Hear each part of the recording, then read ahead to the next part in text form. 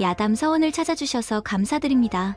항상 행복한 일들이 가득하시길 기원할게요. 그럼 야담 사원 이야기 지금 시작합니다. 옛날 조선 후기 혼란스러운 세상에 문둥이 패라 불리는 건달 셋이 있었습니다.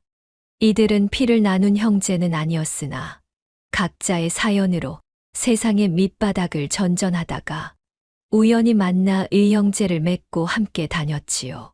마을 사람들은 이들만 보면 혀를 끌끌 차며 문을 걸어 잠그곤 했답니다. 꺽쇠는 의형제 중 우두머리로 키가 6자가 넘는 거구에 얼굴에는 칼자국이 있어 보기만 해도 질리는 사내였습니다. 원래 그는 양반집 하인으로 일했던 사람이었지요. 하지만 주인 양반이 자신의 누이 동생을 겁탈하려 하자 분노한 나머지 주인을 패대기쳐 죽을 지경으로 만들고 도망쳤답니다. 그 일로 주인이 보낸 사람들에게 칼을 맞고 얼굴에 상처가 생기고 현상금이 걸린 도망자 신세가 되었지요. 비켜라 비켜. 꺽쇠어른 지나가신다. 꺽쇠가 길을 지나가면 사람들은 황급히 길을 비켜주었습니다. 그는 그런 반응을 즐기는 듯 했지요. 하지만 그의 눈빛 깊은 곳에는 항상 경계와 불안이 서려 있었답니다. 둘째 호롱이는 입담이 특 출났습니다. 본래 서리의 아들로 태어났으나 글재주가 뛰어나 관아의 서리가 될 만한 제목이었지요. 하지만 도박에 빠져 가산을 탕진하고 돈을 꾸기 위해 관청 문서를 위조한 죄로 곤장을 맞고 쫓겨났답니다.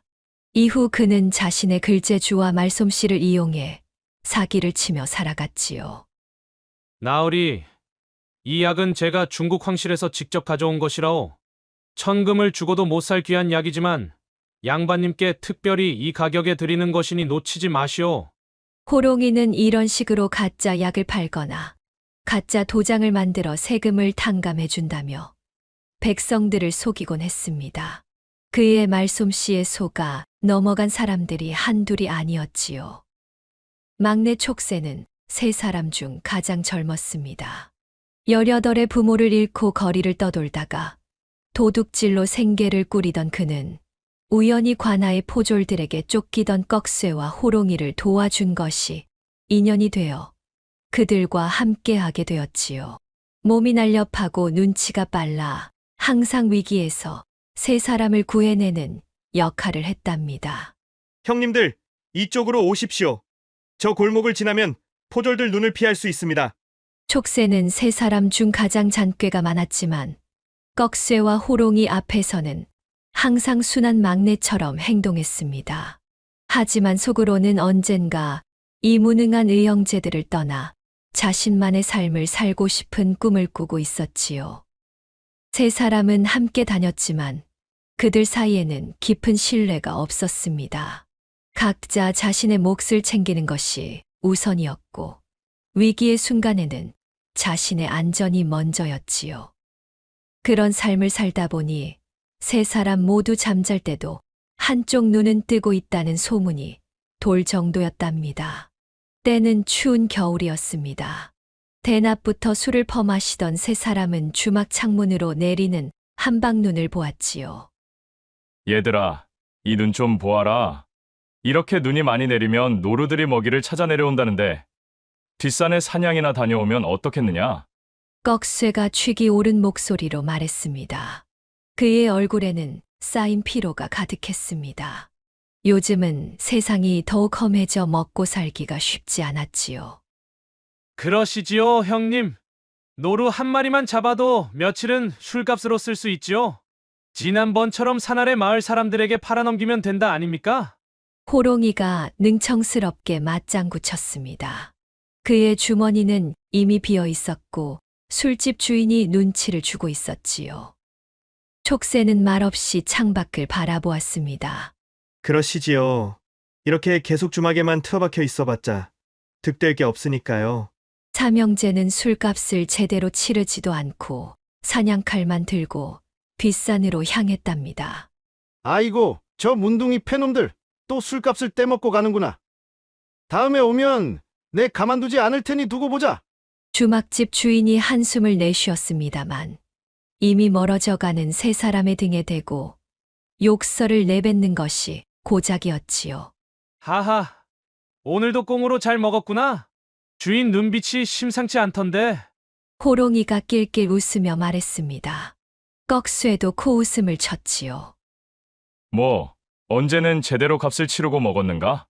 촉새는 그저 묵묵히 두 사람의 뒤를 따랐습니다. 그의 마음속에서는 이미 오래전부터 불만이 쌓여가고 있었지요. 항상 술과 도박, 그리고 사기로 하루하루를 버티는 생활이 지긋지긋했답니다. 세 사람은 눈 덮인 산을 오르기 시작했습니다. 쌓인 눈이 허리춤까지 차올라 걷기가 여간 힘든 게 아니었지요.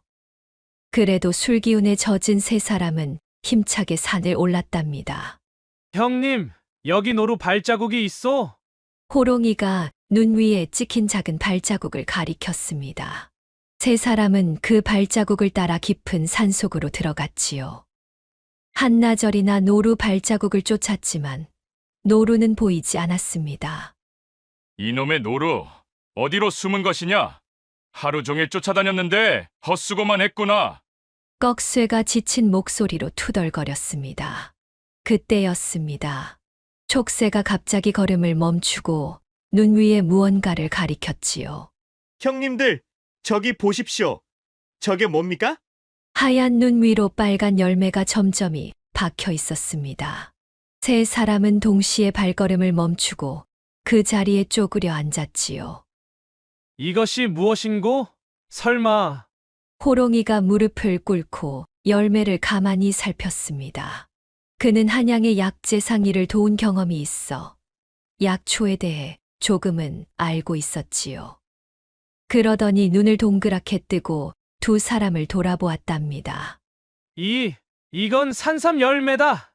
진짜 산삼이 여기 있다는 뜻이야? 꺽쇠와 촉새의 눈이 번쩍 빛났습니다. 산삼이라면 엄청난 가치가 있었지요. 양반들도 쉽게 구하지 못하는 귀한 약재였으니까요. 진 봤다. 우리 팔자가 드디어 피는구나. 세 사람은 눈을 파헤치며 열매가 떨어진 자리를 찾기 시작했습니다. 꺽쇠의 커다란 손이 눈 속에서 무언가를 붙잡았지요. 이것 봐라. 정말 산삼이다. 꺽쇠가 눈 속에서 꺼낸 것은 뿌리 하나였습니다. 그런데 보통 산삼이 아니었지요. 뿌리가 사람 형상을 하고 있어 마치 작은 사람이 서 있는 것 같았답니다. 이런 최상품은 처음 보는구나. 이게 최소한 100년은 넘었을 게야. 한양 약재상에 팔면 소 10마리는 살 수 있겠다. 호롱이가 감탄하며 산삼을 살폈습니다. 그의 눈에는 탐욕의 빛이 가득했지요. 촉새도 숨을 죽이고 산삼을 바라보았습니다. 그의 머릿속에서는 이미 여러 계산이 오가고 있었지요. 이 근처에 더 있을지도 몰라. 어서 찾아보자. 세 사람은 미친 듯이 눈을 파헤치기 시작했습니다. 얼마 지나지 않아 놀랍게도 산삼 7뿌리를 캐냈답니다. 하나같이 크고 튼실한 산삼이었지요. 이렇게 좋은 산삼을 7뿌리나 캐다니. 이제 우리의 팔자도 달라지겠구나. 꺽쇠가 손뼉을 치며 좋아했습니다. 그러면서 문득 두 형제를 힐끔 쳐다보았지요. 산삼을 어떻게 나눌지가 이미 그의 머릿속에서 고민거리가 되고 있었습니다. 호롱이는 재빨리 이끼로 산삼을 싸고 보따리로 묶었지요. 산삼은 공기에 노출되면 효능이 떨어진다고 알고 있었기 때문입니다. 촉새는 산삼이 얼지 않도록 자신의 조끼를 벗어 보따리를 한 번 더 감쌌답니다. 어서 한양으로 가서 큰 약재상에 팔아버리자. 이 정도면 우리 셋이 평생 놀고 먹어도 되겠다. 호롱이가 신이 나서 말했습니다. 꺽쇠도 고개를 끄덕였지요. 그래, 그동안 우리가 고생을 많이 했으니 이제는 좀 편하게 살아볼 차례다. 각자 몫을 똑같이 나누면 되겠지. 꺽쇠는 그렇게 말했지만 그의 눈은 다른 것을 말하고 있었습니다. 자신이 우두머리니 더 많은 몫을 가져야 한다고 생각했지요. 호롱이 역시 마찬가지였습니다. 자신이 가장 많은 지식이 있으니 자신이 주도권을 가져야 한다고 생각했지요. 촉새는 아무 말도 하지 않았습니다. 그저 조용히 산삼을 조끼에 싸는데 열중했을 뿐이었습니다. 날이 어두워지기 전에 서둘러야 한다. 한양까지는 갈 길이 머니 말이다. 세 사람은 산삼 보따리를 소중히 들고 산을 내려왔습니다. 하늘에서는 여전히 눈이 내리고 있었지요. 날이 어두워질 무렵 그들은 길가의 주막에 도착했습니다. 청풍 주막이라는 이름의 이 주막은 한양으로 가는 길목에 있어 장사꾼들이 많이 들르는 곳이었지요. 여보시오 주모. 방 하나 내어주시오. 꺽쇠가 큰 소리로 외쳤습니다. 주막 안은 사람들로 북적였지요. 객방에는 소장수, 박물장수 등 여러 나그네들이 모여 투전판을 벌이고 있었답니다. 주모 김 씨는 50이 넘은 과부로 험상궂은 이들을 보자 인상을 찌푸렸습니다. 그녀는 20년 동안 주막을 운영하며 별별 사람을 다 봐왔지요. 특히 돈 없이 술만 퍼마시고 달아나는 건달들은 질색이었답니다. 아이고, 또 오셨소? 지난번 술값도 아직 안 갚았는데. 주모 김 씨가 날카롭게 말했습니다. 그녀의 눈초리는 세 사람의 누더기 옷과 벌겋게 달아오른 얼굴을 꿰뚫어 보고 있었지요. 허허. 주모도 참. 우리가 그리 보이시오. 이번엔 큰 장사하고 오는 길이니 그런 걱정일랑 마시오. 지난번 술값까지 다 치를 것이오. 꺽쇠가 품속에서 엽전 몇 잎을 꺼내 보여주었습니다. 호롱이도 웃으며 주모에게 다가갔지요. 주모, 오늘 밤은 특별한 밤이니 제일 좋은 방 하나와 국밥 3그릇, 그리고 좋은 술 한 병 가져오시오. 그리고 우리끼리 긴히 얘기할 게 있으니 방에 아무도 들이지 마시오. 주모 김 씨는 세 사람을 의심스럽게 바라보았지만 엽전을 보자 마지못해 고개를 끄덕였습니다. 좋소. 방은 저쪽 끝방이오. 국밥과 술은 곧 가져다 드리지요. 세 사람은 방으로 들어가 짐을 풀었습니다. 하지만 그들 사이에는 묘한 긴장감이 감돌았지요. 특히 산삼 보따리를 누가 맡아야 할지가 문제였습니다. 이 보따리 어떻게 할까? 누구 하나가 가지고 있자니 영 마음이 놓이지 않는구먼. 꺽쇠가 조심스레 말을 꺼냈습니다. 그의 눈빛은 이미 호롱이와 촉새를 의심하고 있었지요. 형님, 솔직히 말하자면 저도 마찬가지입니다. 우리가 의형제라고는 하지만 이게 워낙 값지고 귀한 것인지라. 호롱이가 말을 흐렸습니다. 촉새는 아무 말도 하지 않고 두 사람의 대화를 지켜보았지요. 그렇다면 어떻게 하면 좋을까? 꺽쇠가 고민스러운 표정으로 물었습니다. 세 사람은 오랜 세월 함께 다녔지만 서로를 완전히 신뢰하지는 못했지요. 특히 돈이 걸린 일에서는 더욱 그러했습니다. 잠시 침묵이 흘렀습니다. 그때 촉새가 조심스럽게 입을 열었지요. 형님들, 주모에게 맡기는 게 어떻겠소?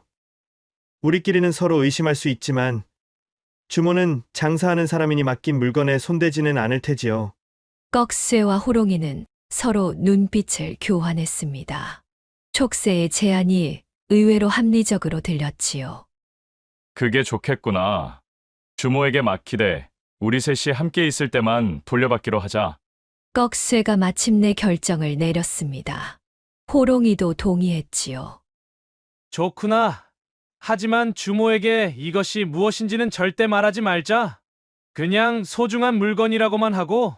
세 사람은 그렇게 합의하고 주모를 불렀습니다. 호롱이가 주모를 불러 조심스레 말했지요. 여보시오 주모, 이것 좀 맡아주시겠소? 참으로 귀중한 것이니 잘 보관해 주시고 우리 셋이 함께 와서 달라고 하기 전에는 절대 이 보따리를 내주면 안 돼요. 주모 김 씨는 보따리를 받아들며 의심스럽게 물었습니다. 또 무슨 장난이오? 이거 훔친 물건 아니오? 아니요. 그런 것이 아니라 우리가 정당하게 얻은 것이니 걱정 마시오. 다만 매우 귀중한 것이라 우리 셋이 함께 올 때만 내어주시오. 주모는 한숨을 쉬며 안방에 보따리를 잘 모셔두었습니다.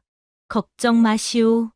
내 20년 동안 주막을 운영하면서 손님의 물건을 잃어버린 적은 한 번도 없소. 세 사람은 안도의 한숨을 내쉬었습니다. 하지만 그들의 마음 속에는 여전히 불안과 의심이 자리 잡고 있었지요. 곧 주모가 국밥과 술을 가져왔습니다. 따뜻한 국밥의 구수한 냄새가 방 안에 가득 퍼졌지요. 세 사람은 허겁지겁 국밥을 먹기 시작했습니다. 백가죽이 등에 붙었었는데 이제야 살 것 같구나. 꺽쇠가 국물을 후루룩 들이켰습니다. 호롱이도 맛있게 먹으며 말했지요. 내일 한양에 가면 제일 먼저 뭘 할까? 난 좋은 비단 옷을 한 벌 맞출 거야. 나는 큰 기와 집을 하나 살 것이다. 지금까지 남의 집 처마 밑에서 떠돌며 별과 구름을 친구 삼아 살았으니 이제는 편히 쉴 곳이 필요하지. 꺽쇠가 꿈에 부풀어 말했습니다. 촉새는 조용히 듣고만 있었지요. 그의 얼굴에는 아무런 표정이 없었습니다. 촉새 너는 뭘 하고 싶으냐? 호롱이가 물었습니다. 촉새는 잠시 생각하더니 대답했지요. 저는 장사를 시작하고 싶습니다. 정직하게 살아보고 싶어요. 하하, 정직하게? 우리가 언제 정직하게 살아본 적이 있더냐?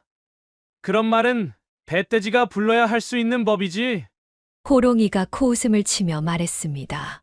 꺽쇠도 껄껄 웃었지요. 그래도 이젠 우리도 돈이 생기니 정직하게 살 수도 있지 않겠는가? 누가 아는가?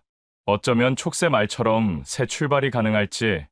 촉새는 미소를 지었지만 그 눈빛은 차갑게 빛났습니다. 국밥과 탁배기로 배를 채운 건달들은 개벌은 남 못 준다고 객방의 투전판에 끼어들었답니다. 처음에는 운이 좋아 돈을 좀 따는 듯 했지만 점점 판돈이 커지면서 객방이 후끈 달아오르자 상황이 달라졌지요. 자, 이번에는 기필코 내가 이긴다. 호롱이가 자신 있게 패를 내려놓았습니다. 하지만 박물장수가 더 좋은 패를 내밀었지요. 이런, 또 졌구나. 이 주막에서는 영 운이 따르지 않는구먼. 호롱이는 한숨을 내쉬며 뒤로 물러섰습니다. 꺽쇠도 이미 돈을 많이 잃은 상태였지요. 두 사람은 계속 노름을 하고 싶었지만 미천이 바닥나고 있었습니다. 촉새야, 너는 어떠냐? 아직 돈이 남았느냐? 꺽쇠가 막내를 돌아보며 물었습니다. 촉새도 주머니를 뒤적이며 한숨을 내쉬었지요. 저도 거의 다 잃었습니다. 수중에 가지고 있던 돈은 다 떨어졌네요. 그러다 촉새는 문득 생각난 듯 눈을 반짝였습니다. 그렇지. 그걸 내 조끼로 쌓아뒀지. 조끼 주머니에 꿍쳐놓은 돈이 좀 있었는데 촉새는 일어나 방을 나섰습니다. 그가 안방으로 가는 모습을 본 꺽쇠와 호롱이는 별 의심 없이 다시 투전에 집중했지요. 촉새는 마당을 건너 주모가 자는 안방문을 살며시 두드렸습니다. 잠시 후 주모 김씨가 눈을 비비며 문을 열었지요. 아이고, 무슨 일이오? 한밤중에. 촉새는 순진한 표정을 지으며 말했습니다. 늦은 시간에 미안하오. 내 조끼를 좀 꺼내 주시겠소? 주머니에서 꺼낼 것이 있어서 말이오. 주모는 머리를 긁적이며 대답했습니다. 못 내줍니다. 세 사람이 함께 와야 한다고 했잖소. 촉새는 난처한 표정을 지었습니다. 그렇게 말했지요. 허나 형님들이 지금 투전에 너무 열중해 있어 방해하기 못하구려. 그럼 들어가지 말고 잠시만 기다려 보시오. 촉새는 다시 객방으로 돌아갔습니다. 투전파는 여전히 열기가 가득했지요. 꺽쇠와 호롱이는 술에 취해 흥분된 상태였습니다. 형님들, 잠깐 나와 보시오. 주모에게 가서 내 조끼 좀 받게 해주시오. 촉새가 조심스레 말했습니다. 하지만 노름에 정신이 팔린 두 사람은 고개도 들지 않았지요. 지금 중요한 판이다. 기다려라. 꺽쇠가 짜증스럽게 대답했습니다. 호롱이도 패를 내려놓으며 말했지요. 내 조끼가 뭐가 그리 중요하냐? 내가 이번 판에서 이기면 내 돈을 빌려줄게. 그는 더 조급한 목소리로 말했습니다. 형님, 주모가 조끼를 안 내어준다고 합니다. 세 사람이 함께 와야 한대요. 조끼 안에 돈이 있어야 계속 노름을 하지 않겠소. 꺽쇠는 짜증이 난 듯 벌떡 일어나 문을 향해 소리쳤습니다. 주모, 이 사람에게 조끼 내어주시오. 호롱이도 손을 흔들며 맞장구를 쳤지요. 그래, 얼렁 내어드리시오. 우리 막내에게 어서 조끼를 내어주시오. 주모 김 씨는 방 밖에서 이 소리를 듣고 어쩔 수 없이 안방에서 보따리를 꺼냈습니다. 촉새에게 건네주며 그녀는 물었지요. 이게 그렇게 중요한 조끼요? 그렇소. 매우 중요하지요. 감사하오, 주모. 촉새는 보따리를 받아들고 잠시 망설이는 척했습니다. 그러다 갑자기 주모에게 물었지요. 주모, 혹시 여기 뒷문이 있소? 형님들에게 깜짝 선물을 준비하고 싶은데. 주모는 의아했지만 뒷문을 가리켰습니다. 저쪽으로 나가면 되오만. 감사하오. 내 금방 돌아오겠소. 촉새는 재빨리 뒷문으로 나가 어둠 속으로 사라졌습니다. 그의 발걸음은 가벼웠고 눈 속에는 승리의 미소가 어려 있었지요. 드디어 자신만의 인생을 시작할 수 있게 된 것입니다. 주모 김 씨는 잠시 의아해하다가 다시 방으로 돌아갔습니다. 하지만 그녀는 곧 촉새가 돌아오지 않는다는 것을 깨달았지요. 이건 또 무슨 수작질이지? 주모가 의아해하며 촉새가 나간 뒷문 쪽을 바라보았지만 촉새는 이미 어둠 속으로 사라진 뒤였지요. 주모는 어쩔 줄 몰라 하다가 결국 다시 방으로 들어갔습니다. 삼경이 가까워 파장이 되어서야 꺽쇠와 호롱이는 촉새가 보이지 않는다는 걸 알아차렸습니다. 처음에는 별 생각 없이 방으로 돌아왔지만 촉새가 없자 서로 얼굴만 바라볼 뿐이었지요. 촉새 이놈이 어디 갔지? 투전판에도 없었는데. 호롱이가 의아해하며 말했습니다. 꺽쇠도 주변을 둘러보며 중얼거렸지요. 이상하네. 내 기억에는 조끼를 찾으러 간다고 했던 것 같은데. 그 순간 두 사람의 머릿속에 번개처럼 같은 생각이 스쳤습니다. 설마 꺽쇠와 호롱이는 사색이 되어 안방으로 달려가 주모를 깨웠습니다. 주모, 주모, 어서 일어나시오. 우리 동생놈이 어디로 갔소? 주모 김 씨는 잠에서 깨어 어리둥절한 표정으로 물었습니다. 그 사람이요? 한참 전에 조끼를 받아 가지고 나갔는데요. 뒷문으로 나갔다가 돌아온다고 했소만. 뭐라고? 조끼를? 꺽쇠의 얼굴이 창백해졌습니다. 내가 그 사람이 어디 갔는지 어떻게 알겠소? 주모가 답답하다는 듯이 말했습니다. 조끼만 주라 했지? 산삼 보따리까지 주라 했어! 호롱이가 주모의 옷깃을 움켜잡으며 호통을 쳤습니다. 그게 산삼인지 도라지인지 내가 어떻게 안단 말이오. 조끼째 둘둘 말렸으니 내줬지.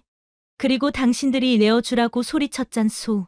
주모의 말에 꺽쇠와 호롱이는 망연자실했습니다. 호롱이가 한숨을 내쉬며 말했지요. 형님, 촉새 녀석이 우리까지 속인 것 같소. 평소에도 꾀가 많더니. 꺽쇠는 분노에 몸을 떨었습니다. 그동안 동생처럼 아껴왔던 촉새가 이런 배신을 할 줄은 상상도 못했기 때문이지요. 그 놈을 잡으면 가만두지 않겠다. 밤새 주막 주변을 뒤졌지만 촉새의 흔적은 찾을 수 없었습니다. 눈이 내린 탓에 발자국조차 덮여버렸지요. 꺽쇠와 호롱이는 결국 촉새를 찾지 못한 채 날이 밝기를 기다렸습니다. 아침이 되자 꺽쇠와 호롱이는 자신들의 손실을 만회하기 위해 주모에게 책임을 추궁하기 시작했습니다. 우리 물건을 함부로 내어준 것은 주모의 실수요. 그러니 그 값을 물어내야 하오. 꺽쇠가 주모를 윽박질렀습니다. 겁에 질린 주모 김 씨는 울면서 대답했지요. 그걸 내가 어찌 알았겠소? 당신들이 주라고 했잖소. 시키는 대로 했는데 이게 뭔 일이오? 그건 최고급 산삼 7뿌리요. 값으로 치면 소 100마리는 살 수 있을게요. 호롱이가 과장해서 말했습니다. 주모는 그 말에 기절할 것처럼 보였지요. 결국 주모 김씨는 건달 둘에게 머리채가 잡혀 마을 사또 앞에 서게 되었습니다. 사또는 근엄한 얼굴로 앉아 사건의 자초지종을 들었지요. 사또 이병현은 오랜 세월 이 고을을 다스려온 명관이었습니다. 그는 날카로운 눈으로 꺽쇠와 호롱이를 살펴보았지요. 험상궂은 두 사람이 무슨 귀한 산삼을 가졌을까 의심스러웠지만 공정하게 판결하기로 마음먹었습니다. 그래서 너희 둘은 주모에게 보따리를 맡겼다가 동생 놈이 훔쳐갔다는 것이냐? 네, 사또나리. 저희가 주모에게 세 사람이 함께 와야만 내어주라고 신신당부했는데 이 주모가 제 멋대로 동생에게 건네준 것이옵니다. 호롱이가 애원하는 목소리로 말했습니다. 주모는 어찌 생각하는가? 사또가 주모를 향해 물었지요. 주모 김씨는 눈물을 흘리며 대답했습니다. 사또, 이 사람들이 내어주라고 소리쳤으니 그저 시키는 대로 한 것뿐입니다. 그것이 무슨 보물인지 제가 어찌 알았겠습니까?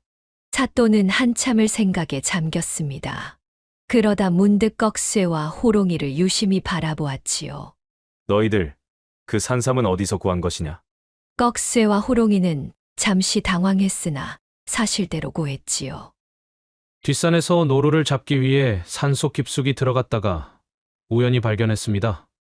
호롱이가 조심스레 대답했습니다. 사또는 고개를 끄덕였지요. 그렇다면 정당한 너희 재산이 맞구나. 알겠다. 사또는 한참을 생각하더니 서슴없이 판결을 내렸습니다. 산삼 보따리를 주모에게 맡겼으니 주모는 당연히 돌려주도록 하. 사또의 판결에 주모는 얼굴이 하얗게 변했습니다. 주막 하나로 겨우 생계를 유지하던 그녀에게 산삼값을 물으라는 것은 가혹한 형벌과도 같았지요. 아이고, 이를 어쩌면 좋단 말이오. 한두 푼 모아 마련한 주막을 팔아도 산삼값을 못 갚겠네. 아이고, 내 팔자야. 주모가 대성통곡을 하자 꺽쇠와 호롱이의 입이 귀에 걸렸습니다. 드디어 보상을 받게 되었다는 안도감에 서로 눈빛을 교환했지요. 그때 사또의 대가릴성이 들려왔습니다. 단, 너희는 원래 약속대로 세 사람이 함께 와서 산삼 보따리를 받아 가도록 하라. 꺽쇠와 호롱이는 사색이 되어 털썩 주저앉고 말았습니다. 그들이 어디서 달아난 촉새를 찾아올 수 있을지 설령 찾는다 해도 산삼은 이미 팔아넘긴 뒤일 터였으니까요. 사또나리, 그건 불가능합니다. 그놈은 이미 멀리 도망갔을 텐데. 꺽쇠가 항변했지만 사또는 단호했습니다. 너희가 스스로 세운 규칙이다. 세 사람이 함께 와야 보따리를 받을 수 있다고 주모에게 말하지 않았느냐? 그렇다면 그대로 하라. 한편 주모는 사또의 판결에 금방 희색이 됐습니다. 정말 고맙습니다, 사또. 사또는 미소를 지으며 덧붙였습니다. 세상에 공짜는 없는 법이니 자신의 욕심과 불신이 부른 화는 스스로 감당하도록 하라. 사또는 그렇게 말하고 물러가라는 손짓을 했습니다. 꺽쇠와 호롱이는 망연자실한 표정으로 사또 집무실을 나왔지요. 주모에게 책임을 추궁하는 일에 실패한 그들은 한양으로 가는 길을 따라 촉새를 추적하기 시작했습니다. 꺽쇠의 눈에는 살기가 가득했고 호롱이의 얼굴에는 음험한 계략이 서려 있었지요. 그 놈이 한양으로 갔을 것이 틀림없어. 거기서 산삼을 팔려는 것이지. 맞소, 형님. 하지만 한양은 넓고 약재상도 많소. 어디서부터 찾아야 할지. 꺽쇠는 주먹을 불끈 쥐었습니다. 모든 약재상을 다 뒤질 것이다. 그리고 촉새 놈을 찾게 되면 내 그놈의 사지를 모두 부러뜨려 버릴 것이야. 그의 말에는 끔찍한 복수의 함의가 담겨 있었습니다. 호롱이도 고개를 끄덕였지요. 그 놈은 분명 자신의 흔적을 숨기려 할 테니 우리도 꾀를 써야 하오. 내게 좋은 생각이 있어. 호롱이는 자신의 계획을 꺽쇠에게 속삭였습니다. 그들은 눈빛을 교환하며 빠르게 길을 재촉했지요. 한편 촉새는 이미 한양 근처에 도착해 있었습니다. 그는 직접 한양으로 들어가지 않고 성 밖의 작은 마을에 머물렀지요. 그곳에는 그가 전에 알던 약재상 노인이 살고 있었습니다. 아니 이게 누군가? 오랜만에 이 늙은이를 찾아왔구먼. 허름한 초가집에 사는 약재상 최노인이 촉새를 반갑게 맞이했습니다. 최노인은 한때 한양에서 이름 높은 약재상이었지만 관청과의 분쟁으로 낙향한 인물이었지요. 오랜만입니다. 최 어르신. 제가 귀한 물건을 하나 가져왔는데 어르신의 조언이 필요합니다.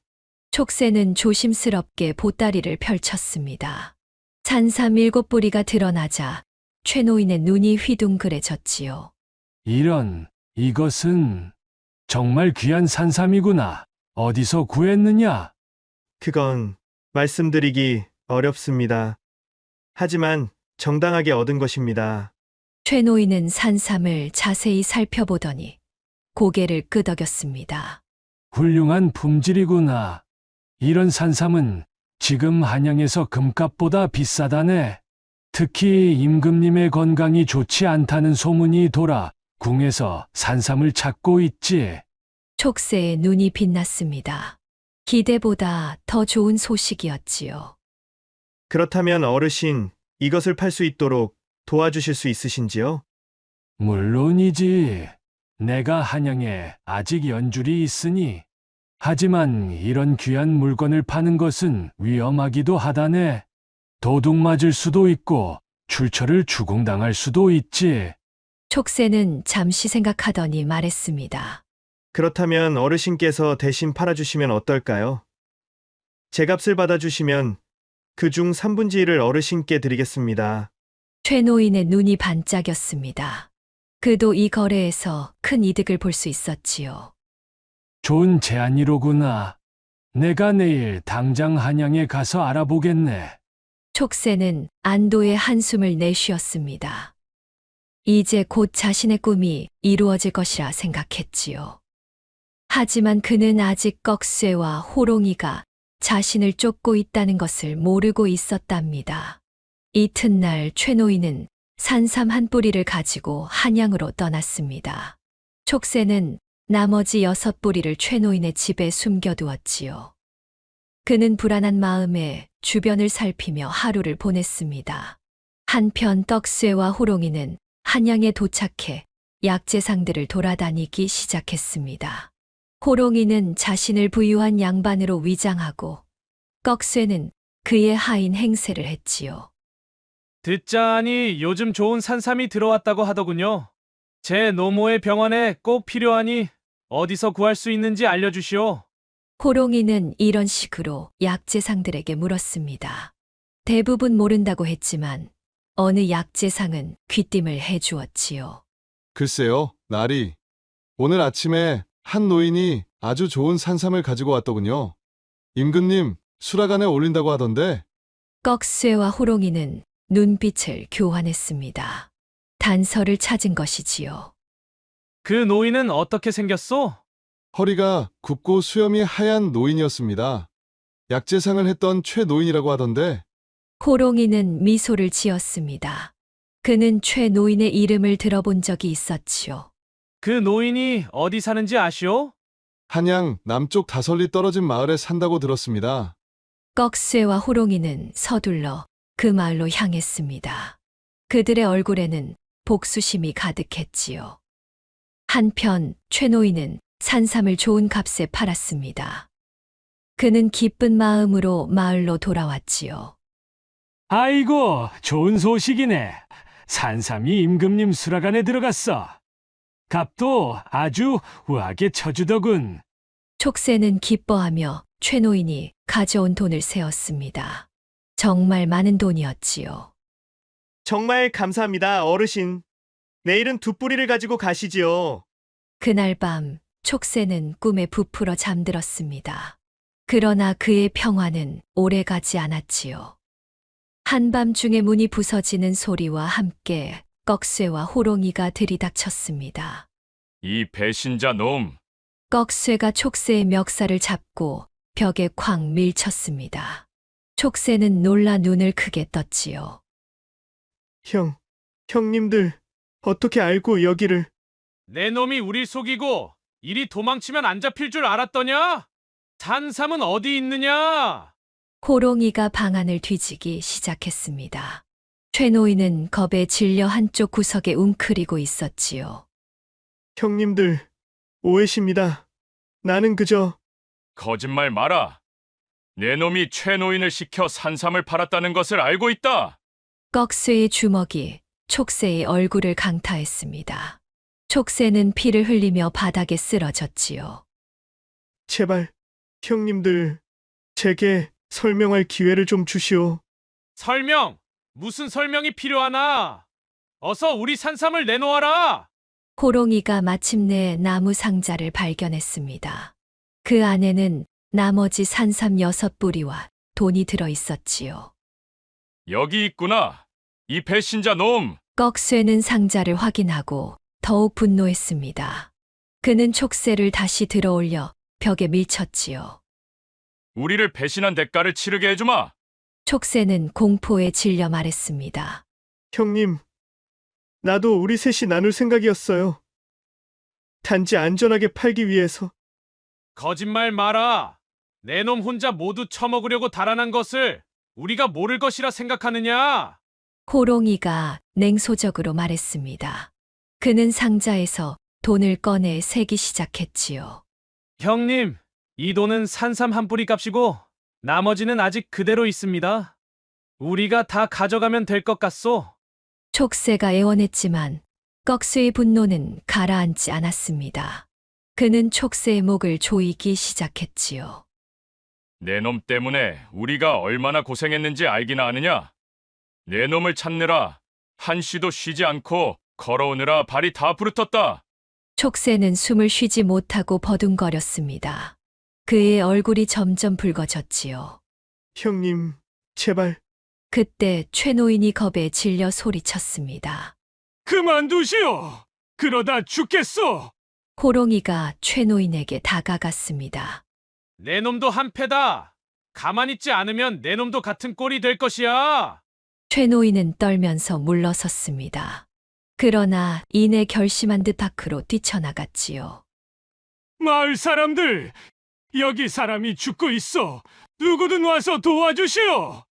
호롱이가 급히 최노인을 쫓아갔습니다. 그 사이 촉새는 꺽쇠의 소나귀에서 벗어나려고 안간힘을 썼지요. 그는 옆에 있던 도끼를 손에 잡고 꺽쇠를 내리쳤습니다. 으아! 꺽쇠가 비명을 지르며 뒤로 물러섰습니다. 그의 어깨에서 피가 흘렀지요. 촉새는 이 기회를 놓치지 않고 문으로 달려갔습니다. 하지만 꺽쇠는 상처에도 불구하고 그를 붙잡았지요. 이 배신자 놈! 오늘 너를 반드시 죽이고 말겠다! 두 사람은 격렬하게 몸싸움을 벌였습니다. 그 과정에서 촉새가 들고 있던 도끼가 결국 꺽쇠의 가슴팍에 박히고 말았답니다. 이럴 수가. 내 놈이 나를. 꺽쇠는 믿을 수 없다는 표정으로 자신의 가슴을 내려다보았습니다. 도끼가 깊숙이 박혀 있었지요. 그는 천천히 바닥으로 쓰러졌습니다. 형님, 내가 일부러 이런 게 아니오. 제발 정신 차리시오. 촉새는 공포에 질려 꺽쇠를 흔들었지만 꺽쇠는 이미 움직이지 않았습니다. 그의 눈은 천장을 향해 열린 채로 굳어져 있었지요. 그 순간 호롱이가 방으로 돌아왔습니다. 그는 꺽쇠의 시체와 피 묻은 도끼를 든 촉새를 보고 경악했지요. 내 놈이 꺽쇠 형을 죽였어? 이 살인자 놈! 아니오, 이건 사고였소. 내가 일부러 이런 것이 아니오. 호롱이의 얼굴이 공포와 분노로 일그러졌습니다. 그는 문 밖에서 들려오는 소리에 귀를 기울였지요. 마을 사람들이 모여들고 있었습니다.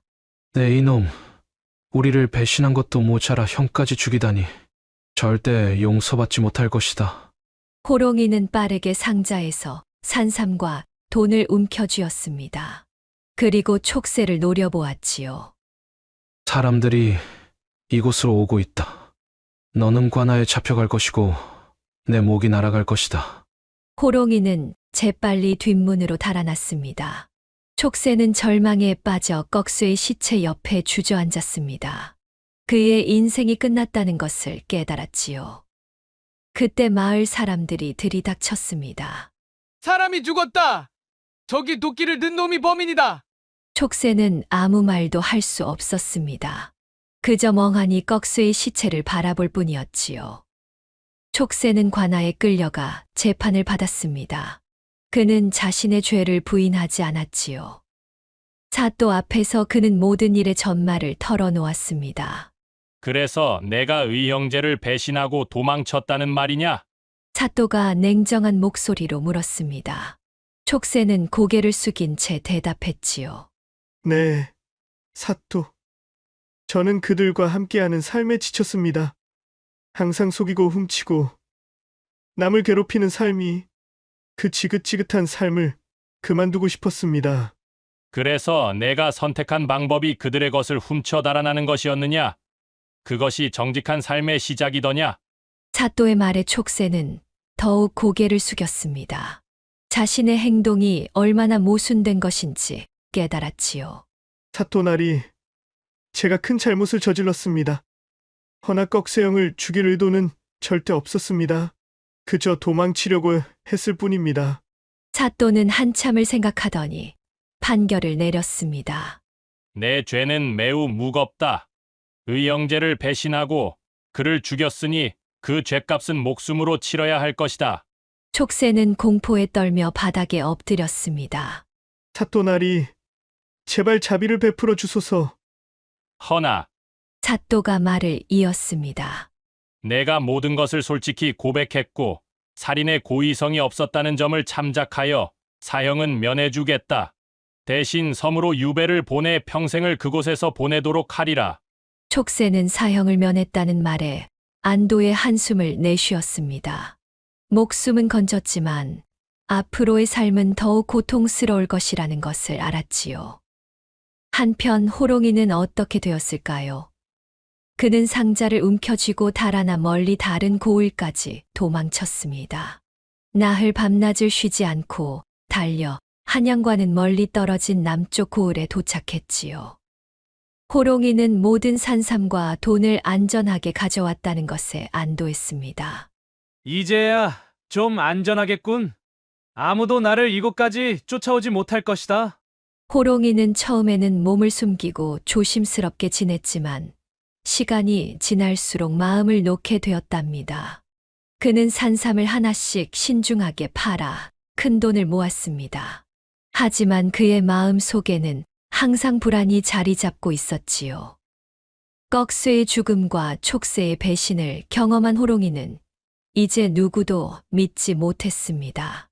세상에 믿을 놈은 없어. 심지어 수년간 함께한 의형제도 믿을 수 없었는데 어떻게 남을 믿겠어? 호롱이는 자신이 산삼을 팔아 모은 돈을 객전방이나 여관에 두는 것도 불안해했습니다. 어느 날 밤 그는 산삼으로 번 엄청난 돈을 가지고 인적이 드문 산속으로 들어갔지요.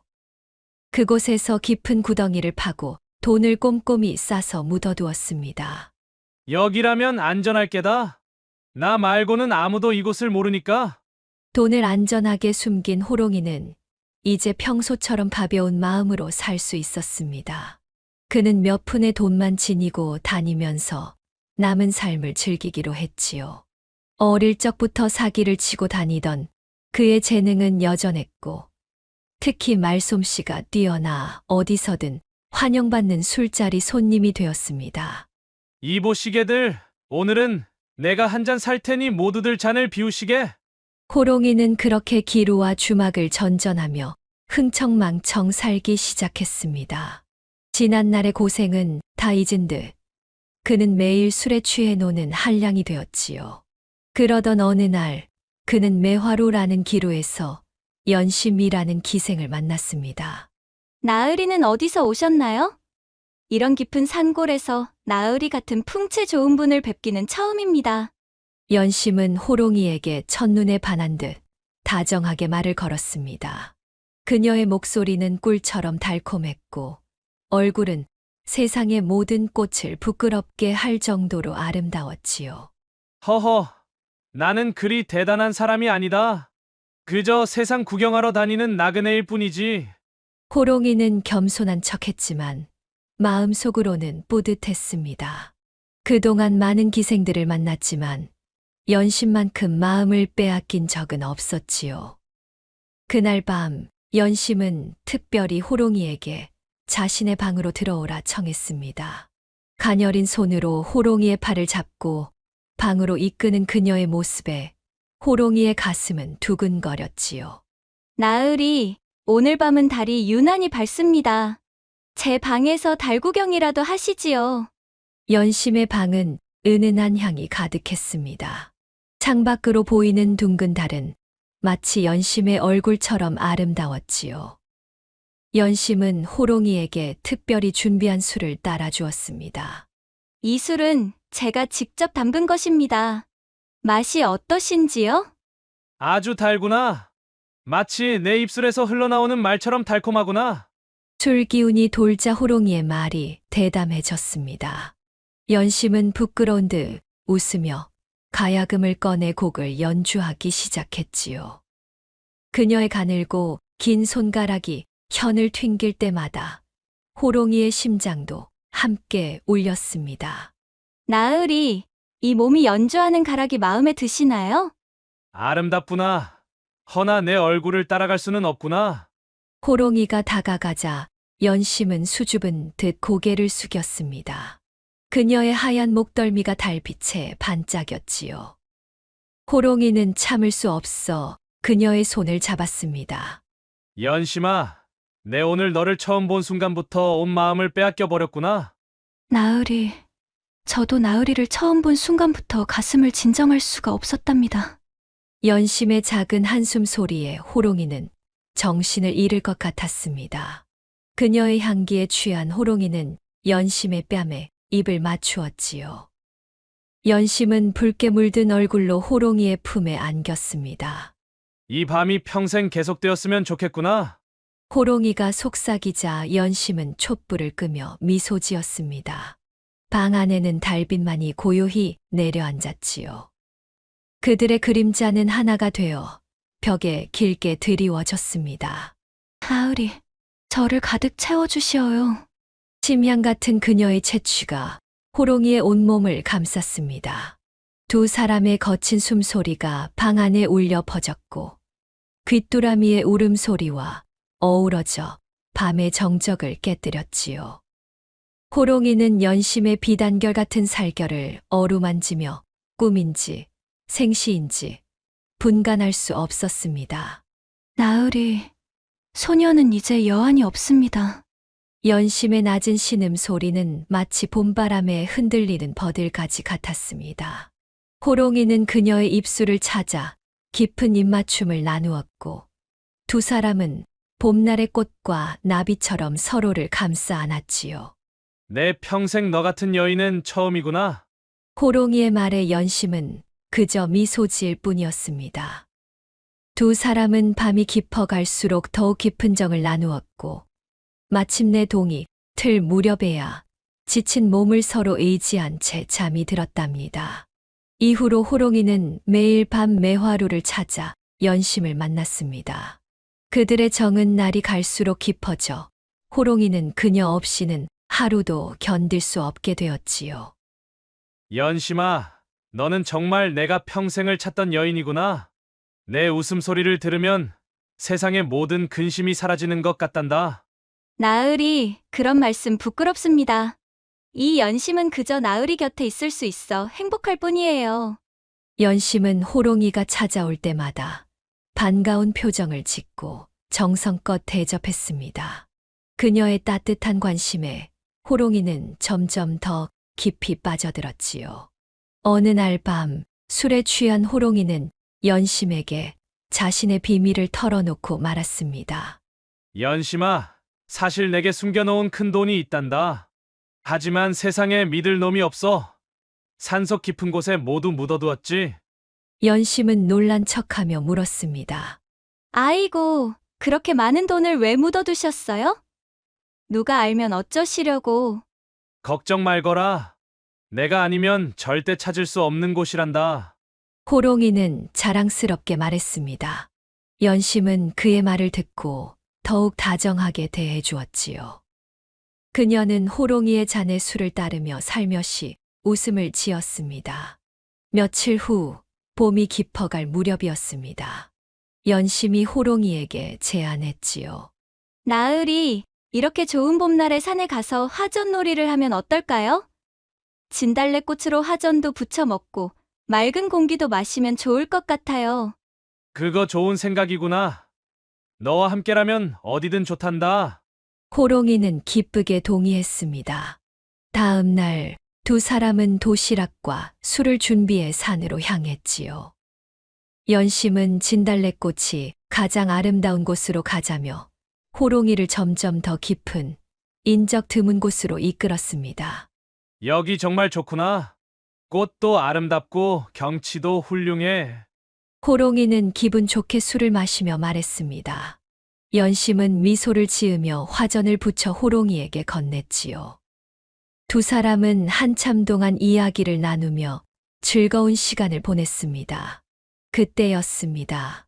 갑자기 주변 숲에서 5명의 사내들이 나타났습니다. 이 깊은 산속에서 두 년놈들이 재미를 보고 있구나. 사내들은 모두 날카로운 칼을 들고 있었습니다. 호롱이는 깜짝 놀라 일어섰지요. 너희는 누구냐? 우리가 누군지는 중요하지 않아. 중요한 건 내가 산에 묻어둔 돈이지. 호롱이는 그제서야 상황을 깨달았습니다. 연심이 자신을 함정에 빠뜨린 것이었지요. 그는 황급히 연심을 바라보았지만 연심의 얼굴에는 이제 차가운 미소만 남아 있었습니다. 연심아, 너마저. 미안해요, 나으리. 묻어두셨다는 그 돈이 어딨는지 궁금해서 말이지요. 사내들은 호롱이를 포박했습니다. 그들은 그를 땅에 꿇어앉히고 무자비하게 구타하기 시작했지요. 어서 말해. 돈을 어디에 묻었어? 죽어도 말하지 않을 것이다. 호롱이는 처음에는 완강히 버텼습니다. 그러나 사내들의 고문은 갈수록 잔인해졌지요. 그들은 호롱이의 손톱을 하나씩 뽑고 손가락을 하나씩 부러뜨렸답니다. 아! 그만! 제발 그만! 결국 호롱이는 견디지 못하고 돈을 묻어둔 장소를 말해버렸습니다. 사내들은 그를 끌고 가서 직접 돈을 파내게 했지요. 호롱이가 힘겹게 흙을 파헤치자 보자기에 쌓인 엄청난 양의 돈이 모습을 드러냈습니다. 정말 많구나. 이것이면 우리 모두 일생을 즐겁게 살 수 있겠어. 사내들은 기뻐하며 돈을 챙겼습니다. 그리고는 호롱이를 깊은 골짜기로 끌고 가 그를 때리고 또 때려 거의 죽음 직전까지 이르게 했지요. 이 녀석, 이제 쓸모없어졌으니 그냥 여기 버려두자. 산짐승들이 알아서 처리할 게야. 사내들은 호롱이를 그대로 버려두고 연심과 함께 떠났습니다. 호롱이는 피투성이가 된 채로 골짜기에 버려졌습니다. 양 다리는 모두 부러져 있었고 얼굴은 알아볼 수 없을 정도로 망가져 있었지요. 다행히도 약초를 캐러 산에 온 노인이 호롱이를 발견했습니다. 아이고, 누가 이런 짓을 했어? 약초꾼 알베는 호롱이를 등에 업고 자신의 움막으로 데려갔습니다. 그는 자신이 캔 약초로 호롱이의 상처를 치료해 주었지요.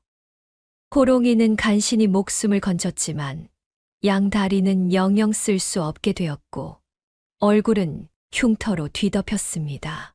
한쪽 눈도 실명되었지요. 이렇게 도와주셔서 감사합니다. 하나 저는 이제 모든 것을 잃었습니다. 호롱이가 겨우 정신을 차리고 몸을 추스르기까지는 몇 달이 걸렸습니다. 그가 약초꾼 할배의 도움으로 간신히 움직일 수 있게 되자 가장 먼저 자신의 돈을 묻었던 장소로 갔지요. 하지만 이미 그곳에는 깊은 구덩이만 남아 있었고, 돈은 한 푼도 남아 있지 않았습니다. 이럴 수가. 내 모든 것이. 호롱이는 무너진 땅을 바라보며 울부짖었습니다. 이제 그에게는 아무것도 남지 않았습니다. 아무것도요. 그 후 호롱이는 다리를 절뚝거리며 거지가 되어 마을과 마을을 떠돌아다녔습니다. 그는 구걸하며 겨우 하루하루를 연명했지요.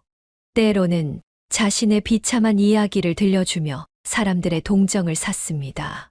세월이 흘러 호롱이는 점점 더 늙고 초라해졌습니다. 그는 자신이 저지른 일과 잃어버린 것들을 생각하며 매일 밤 후회의 눈물을 흘렸지요. 20년이라는 세월이 흘렀습니다. 촉새는 외딴 섬에서 유배 생활을 하고 있었답니다. 그는 매일 바다를 바라보며 자신의 과거를 후회했지요. 내가 그때 욕심을 부리지 않았더라면. 그의 머리카락은 하얗게 변했고 등은 굽었습니다. 이제는 노인이 된 그였지요. 그는 섬의 작은 약초밭을 가꾸며 병든 사람들을 위한 약을 지어주는 일을 하고 있었습니다. 비록 유배자의 신분이었지만 섬 사람들은 그를 존경하고 의지했지요. 어느 비 오는 날이었습니다. 촉새가 자신의 오두막에서 약을 다리고 있을 때 문을 두드리는 소리가 들렸습니다. 누구십니까? 촉새가 문을 열자 그 앞에는 한 노인이 서 있었습니다. 허름한 누더기를 걸치고 지팡이에 의지한 채 간신히 서 있는 노인이었지요. 그의 얼굴은 흉터로 뒤덮여 있었고 한쪽 눈은 멀어 있었습니다. 비가 많이 오는구려. 잠시 쉬었다 갈 수 있겠소? 노인은 힘겹게 말했습니다. 촉새는 얼른 그를 안으로 들였지요. 들어오시오. 옷이 다 젖었군요. 잠시 여기 앉아 옷을 좀 말리시오. 촉새는 노인에게 따뜻한 차를 건네고 불을 지폈습니다. 노인은 천천히 차를 마시며 촉새를 물끄러미 바라보았지요. 촉새야. 촉새는 깜짝 놀랐습니다. 이 낯선 노인이 자신의 이름을 알고 있다니요. 아니, 어떻게 제 이름을 나를 못 알아보겠느냐? 노인은 슬픈 미소를 지었습니다. 촉새는 그 목소리에 귀를 기울였습니다. 어딘가 익숙한 듯 했지요. 그는 자세히 노인의 얼굴을 살폈습니다. 흉터 아래 감춰진 그 얼굴의 윤곽, 그리고 그 특유의 말투. 아니, 호롱이 형님. 촉새의 눈에 눈물이 고였습니다. 그는 믿을 수 없었지요. 20년 전 그를 버리고 산삼을 가지고 도망친 호롱이가 이런 모습으로 나타날 줄이야. 그래, 나다. 이제는 알아보기 힘들겠지만. 호롱이는 쓴웃음을 지었습니다. 촉새는 다가가 그의 손을 꼭 잡았지요. 형님, 어떻게 이런 일이? 호롱이는 자신의 이야기를 천천히 들려주었습니다. 산삼을 가지고 도망친 후 어떻게 큰 돈을 묻어두었는지, 연심이라는 기생에게 속아 모든 것을 잃었는지, 그리고 어떻게 거지 신세가 되어 20년을 떠돌았는지. 죄값을 치르고 있는 게지. 죽은 꺽쇠 형을 버리고 혼자 모두 챙겨 도망간 그날이 내 삶의 모든 비극의 시작이었어. 호롱이의 목소리는 후회와 고통으로 가득했습니다. 촉새도 눈물을 흘리며 자신의 이야기를 나누었지요. 어떻게 꺽쇠의 죽음의 책임을 느끼는지, 그리고 20년간 섬에서 유배 생활을 하며 매일 후회했는지. 형님, 우리 모두 잘못했습니다. 욕심 때문에, 그리고 거짓된 의리 때문에. 두 사람은 그렇게 서로의 지난 잘못을 후회하며 밤새도록 이야기를 나누었습니다. 비가 그치고 새벽이 밝아올 무렵 그들은 오랜만에 마음의 평화를 느꼈지요. 형님, 이제 어떻게 할 생각이오? 혹시 이곳에 머물러도 될까? 더 이상은 몸을 의지할 데가 없구나. 물론이지요. 제게도 가족이 생기는 셈이니 기쁠 따름입니다. 그렇게 호롱이는 촉새와 함께 섬에 머물게 되었습니다. 두 사람은 함께 약초를 가꾸고 아픈 사람들을 돕는 일을 했지요. 그들은 진정한 의형제가 되어 남은 생을 보냈답니다. 이렇게 세 의형제는 각자의 길을 갔습니다. 꺽쇠는 죽었고 호롱이는 모든 것을 잃고 불구가 되었으며 촉새는 유배지에서 평생을 보냈지요. 그들이 함께 발견한 산삼은 결국 그들에게 행복이 아닌 파멸을 가져왔습니다. 하지만 마지막에 두 사람은 진정한 화해와 용서를 통해 조금이나마 평화를 찾았지요. 이렇게 산삼을 둘러싼 의형제 세 사람의 이야기는 슬픈 결말로 마무리되었답니다. 그들의 욕심과 배신이 가져온 비극은 오늘날까지 우리에게 깊은 교훈을 전해주고 있지요. 이 이야기는 우리에게 무엇을 말해주고 있을까요? 우리 인생에서도 때로는 신받다는 생각에 들뜰 때가 있을 것입니다. 그럴 때마다 이 이야기를 기억하시어 욕심보다는 정직함을, 불신보다는 믿음을 선택하시길 바랍니다. 진정한 행복은 돈과 재물에 있는 것이 아니라 사람과 사람 사이에 진실한 마음에 있는 것입니다. 세상살이가 험난하고 때로는 욕심이 앞설 때도 있지만 마음을 바르게 가지고 정직하게 살다 보면 진정한 행복을 찾을 수 있을 것입니다. 욕심에 눈이 멀어 사람의 도리를 저버리는 일은 없어야 하겠지요.